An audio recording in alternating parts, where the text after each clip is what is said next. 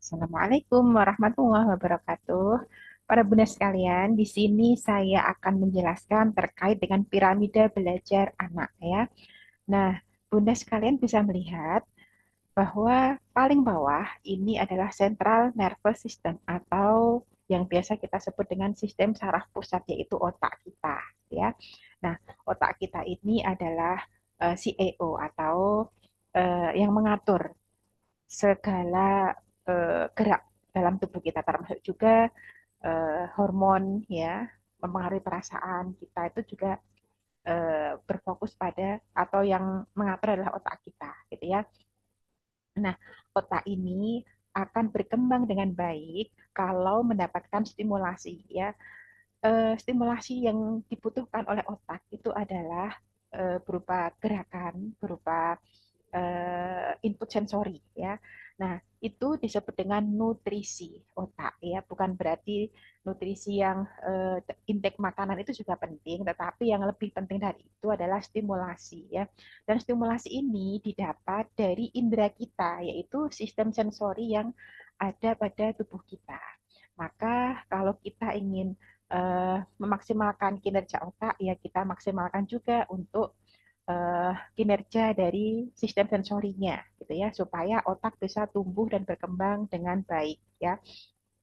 Nah, di awal ya sebelum anak lahir ya, sebelum bayi itu lahir, sistem sensori ini sudah terbentuk ya, mulai dari auditori, visual, gustatory dan bahkan ini hidden sense atau sensori yang tidak tampak yaitu vestibular dan proprioceptif ini juga sudah terbentuk dan ini yang akan menjadikan bayi belajar ya belajar untuk mengetahui kondisi lingkungan di sekitarnya ya. Nah, karena otak membutuhkan nutrisi yang cukup ya maka dibutuhkan stimulasi ya, stimulasi yang seperti tadi sudah saya utarakan kita dapatkan dari sistem sensori. Nah, kenapa anak menjadi bermasalah dalam tumbuh kembangnya ya? Dikarenakan refleks primitif ya, yang harusnya dia terintegrasi tapi masih tertahan.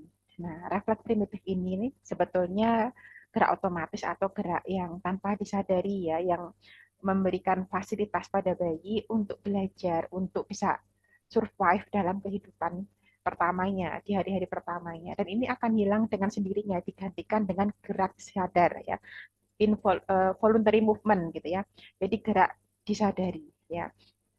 Nah, adapun anak-anak yang sekarang mengalami gangguan tumbuh kembang seperti autis, hiperaktif, termasuk juga gejala speech delay ya, karena ini sebuah gejala ya, jadi bukan diagnosis, sehingga eh, harus kita cari tahu ya penyebabnya itu di mana. Nah, rata-rata anak yang mengalami gangguan sensori atau gangguan apa tumbuh kembang itu 80% mengalami gangguan pada sistem sensorinya ya. Jadi yang dipakai buat modal belajar itu mengalami gangguan atau mengalami hambatan sehingga untuk bisa menyampaikan ke otak itu eh, kurang maksimal gitu ya. Dan tentu kinerja otak juga akan lemah ya karena tidak sering mendapatkan stimulasi gitu ya. Nah, yang akan kita bicarakan ya terkait dengan stimulasi anak-anak berkebutuhan khusus seperti autis, hiperaktif, gangguan perkembangan lain ya, termasuk juga developmental delay atau keterlambatan perkembangan, termasuk juga disleksia atau disgrafia atau apraksia gitu ya. Nah, itu adalah manifestasi dari gangguan pada sistem sensorinya. Nah, karena ini menjadi pondasi dasar bagi anak untuk belajar, maka perlu kita matangkan terlebih dahulu supaya dia lebih bisa fokus, dia bisa berperan sebagaimana eh, semaksimalnya ya. Kalau dia sebagai murid ya dia bisa belajar dengan baik. Kalau dia sebagai anak ya dia bisa membantu orang tuanya. Dia sebagai teman bisa menjadi apa namanya relasi atau teman yang baik ya bagi temannya juga gitu ya. Oke, kita mulai dari taktil ya. Taktil ini adalah indera peraba. Indera peraba itu di seluruh tubuh kita itu kan dilapisi kulit ya. Dan ini menjadikan taktil itu reseptor apa indera yang paling luas ya dalam tubuh kita ya. Dan untuk memberikan stimulasi ini ada berbagai macam cara ya Bun. Oh ya, biasanya untuk anak-anak yang mengalami gangguan taktil, dia tidak mau dipotong kukunya, terus tidak mau dipotong rambutnya, ya, terus dipeluk bahkan juga nggak mau.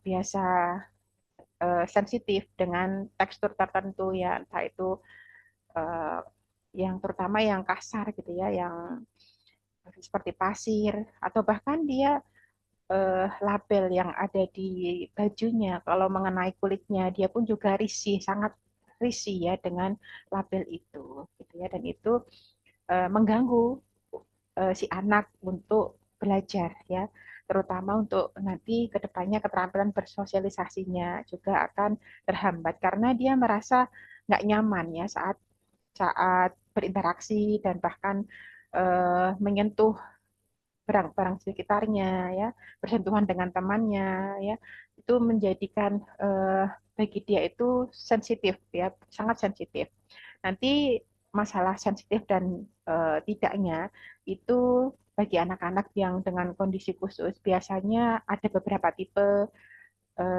untuk registrasi sensorinya gitu ya ada yang over sensitif dan ada yang hiposensitif ya. Nah, ini tergantung tipe anaknya masing-masing. Dan stimulasinya juga tentu berbeda ya antara hiper dan hipo ya karena eh, berbeda kebutuhan juga gitu ya. Adapun untuk memberikan stimulasi gitu ya pada taktil supaya taktilnya ini normal gitu ya, itu bisa digunakan dengan berbagai macam cara. Nanti untuk caranya atau aktivitas yang kita gunakan atau stimulasi yang kita gunakan apa aja aktivitasnya ya. Jadi stimulasi yang saya maksud di sini adalah pemberian aktivitas yang bertujuan gitu ya. Entah itu bertujuan untuk mematangkan sensorinya ataupun bertujuan secara fungsional. Begitu ya, Bun. Selanjutnya adalah vestibular. Vestibular ini merupakan hidden sense atau sensor yang tidak tampak ya yang ada di bagian telinga dalam ya yang berfungsi untuk menjaga keseimbangan, menjaga tonus otot ya supaya tetap baik ya dan dilatih tonus ototnya supaya berisi gitu ya atau tidak tidak lembek atau clumsy. Terus dia juga sebagai kontrol emosi juga gitu ya dan mendeteksi uh, ruangan, mendeteksi jarak gitu ya, mengira-ira gitu ya, seberapa besar aku harus mungkin memperkirakan jarak gitu ya selama aktivitas ya. Nah, terus di tempat yang seperti apa posisinya gitu ya, eh, sempit atau luas. Nah, itu yang bisa memperkirakan adalah sensori vestibular. Dan ini penting ya, Bun, dalam tumbuh kembang anak. Dan karena mendasar ya. Anak-anak dengan disfungsi vestibular biasanya dia mudah jatuh ya.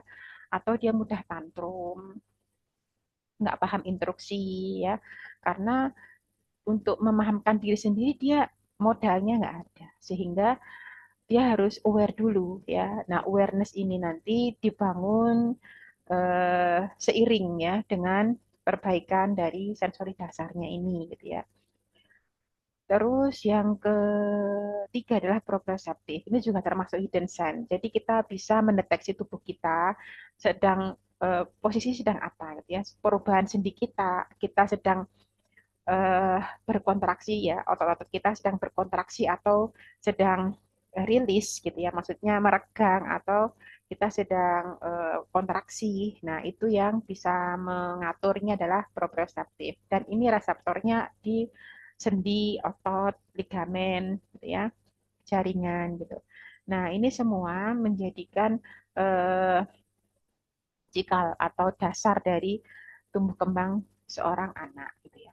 Nah, nanti kaitannya dengan stimulasi dari sensori dasar ini adalah eh, mempelajari atau cara melatihkannya menggunakan metode sensori integrasi ya.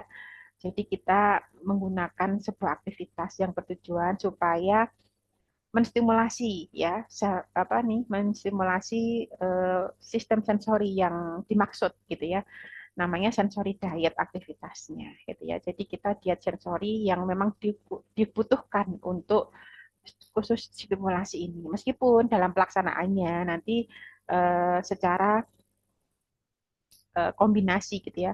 Kalau kita memberikan latihan sensori apa stimulasi vestibular, tentu yang lain-lain juga akan ikut terperbaiki juga gitu ya, karena memang kerja tubuh itu secara hierarki, jadi seperti mesin kerjanya bareng-bareng, jadi satu terperbaiki yang lainnya juga ikut terperbaiki seperti itu ya. Nah, kalau sudah selesai atau sudah mulai perbaikan dari sistem sensori dasar ya, nanti secara otomatis ya atau lambat laun akan membaik keterampilan sensori yang di atasnya, yaitu olfaktori penciuman ya. Dia mulai bisa membedakan ini bau apa gitu ya. Anak sudah mulai bisa mendeteksi bau ya. Dan tidak hanya sekedar mendeteksi aja, tetapi meresponnya juga ya. Namanya sensor integrasi itu kan eh, ada rangsangan masuk ke dalam tubuh melalui sistem saraf kita, melalui sistem indera kita. Setelah itu disalurkan ke otak, dari otak kita mengolah, mulai dari mengorientasi, menginterpretasi, dan bahkan mengeksekusi atau merespon rangsangan tersebut, apa yang harus kita lakukan terhadap stimulus yang masuk. Nah, itu namanya sensori integrasi. Tentu dilakukan dengan cara yang tepat, yang smooth ya. Kalau menanggapinya dengan cara yang tidak smooth, mungkin dengan kasar, marah atau dan lain sebagainya. Nah, itu berarti perlu ada perbaikan ya. Entah di bagian mana nanti bisa dideteksi lebih lanjut. Selanjutnya indera visual ya.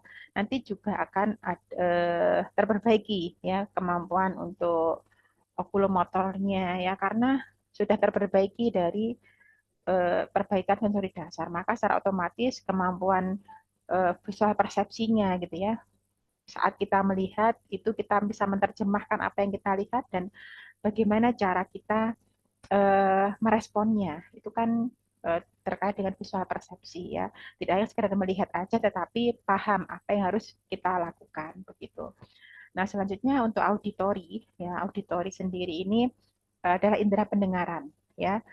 Jadi kita bisa membedakan atau menyaring suara yang masuk ke dalam telinga kita, dan kita bisa menerjemahkan suara apa itu, siapa dia, mendefinisikan input sensori yang masuk sehingga kita bisa meresponnya dengan benar. Nah, itu yang kita harapkan gitu ya. Bukan berarti anak itu mendengar tapi nggak bisa merespon. Kan sering ya, Bun, dijumpai anak ini dipanggil berulang kali, kenapa nggak mau noleh ya. Bahkan sampai eh, yang manggil tuh banyak kali tapi nggak paham. Mungkin dari nama apa namanya, ya karena nggak paham itu tadi, bukan berarti dia tuli, bukan ya, tapi karena terganggu pada bagian vestibularnya ya, dia belum bisa membedakan suara atau bahkan cara meresponnya bagaimana ketika mendengar ketika namanya dipanggil, dia belum paham ya bagaimana cara meresponnya, bagaimana cara menanggapinya gitu ya. Nah, bukan berarti tuli ya. Terus selanjutnya di gustatori. Gustatori itu indera pengecapan ya. Nah, namanya indera pengecapan ini kan biasa kita pakai buat makan di lidah kita ya, Bun.